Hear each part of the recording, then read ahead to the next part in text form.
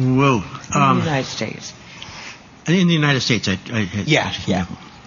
Well, the analog bill it passed in 1986, I believe it was. The Controlled Substance Analog Bill. It is one of the most legally vague descriptions I've ever seen in any law of what a thing is. Their definition of what an analog is. No, what the definition of what a controlled substance analog is.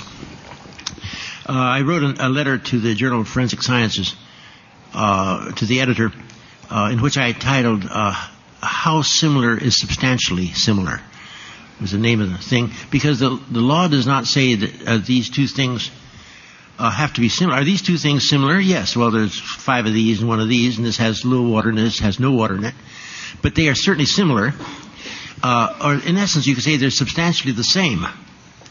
But the law says two things that are of structures, and the second part of the law, activity, and the third part of the law, of the definition, intended use, that is substantially similar to a Schedule I drug. And I got into this letter as a consequence of being called as an expert witness when I was asked. What's not widely known, and I believe it is still correct today, MDMA, for example, is not illegal in California. It's not in California law. MDA is, but not MDMA. So if someone is arrested for MDMA in California by California authorities, the only way they can process it in court is to treat it as an analog of, say, methamphetamine. And as an analog, you have the problem of establishing that it has a structure that is substantially similar to that of methamphetamine. And I was in this case down in somewhere toward Los Angeles, and I was asked by the prosecuting attorney if these two compounds had structures that are substantially similar, and I pleaded to the judge, and he was very kind, saying, I don't understand the question. And the judge asked the man to rephrase the question, and he could not rephrase the question because he had to use those exact wordings from the law. It was written that way. And so he said, well, let's drop that question. Do they have actions in man that are substantially similar? And so I turned to his honor and said, I looked at him, and he asked, could you rephrase the question? And couldn't rephrase the question. And that was the end of it. I left the court. I couldn't answer the questions. I couldn't understand the questions. And so I was a worthless expert witness. And the humorous, sad consequences, they brought another forensic person from another laboratory and asked her, do you understand the voir dire? Do you understand the meaning of substantially similar? And she said that is a phrase that is known very well by all chemists and forensic chemists. It's a very well understood phrase. And they asked her, would you define two things being substantially similar? She said, very simple. They're substantially similar if they're over 50% identical. And that held up, and the jury found the person guilty. But this is the problem of the analog things. Anything is potentially a controlled substance analog of a scheduled drug if it has carbon in it, or if it has nitrogen in it, or has hydrogen or oxygen. There are many ways that they're substantially similar.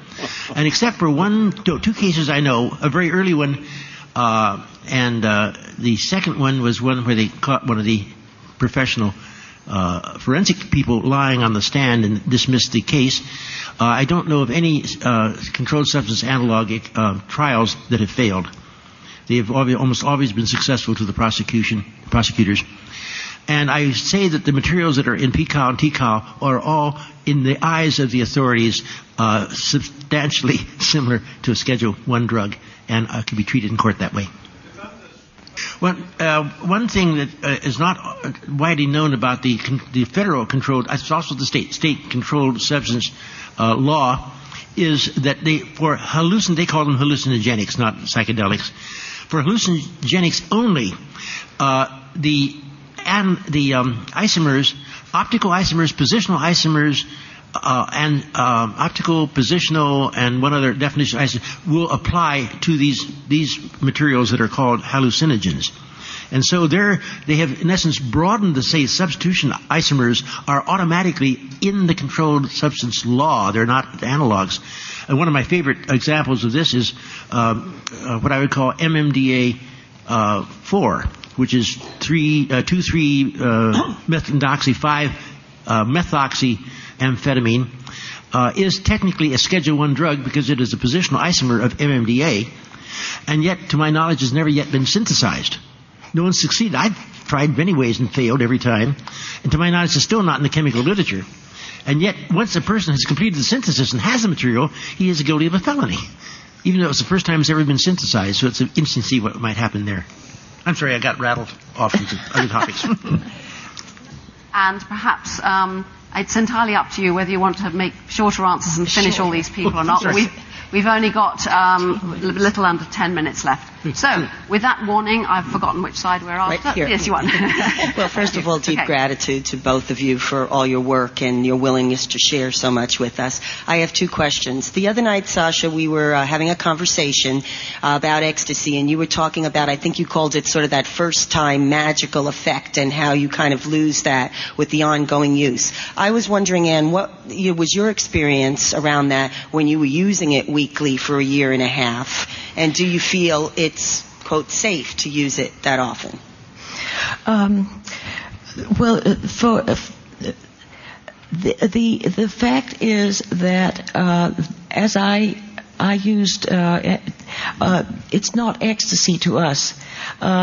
We refuse to call it ecstasy because the term ecstasy could mean anything these days.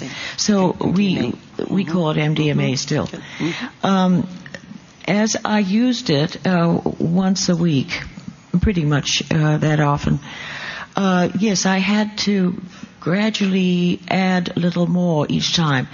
It was when I got to 250 milligrams with a booster of 100 milligrams that I said to myself something like, maybe I'd better stop taking this for a while because I'm taking too much. About a year later, I tried MDMA again for the first time in a year. And I have no idea what the meaning of this really is, but it had an opposite effect than usual. Instead of that wonderful mellowing kind of thing, it depressed me. I was quite depressed, and I have not tried it since. I think I wrecked it for myself by taking it too often. But I do not, for myself, I can only answer for myself. I don't think it had any negative effects whatsoever.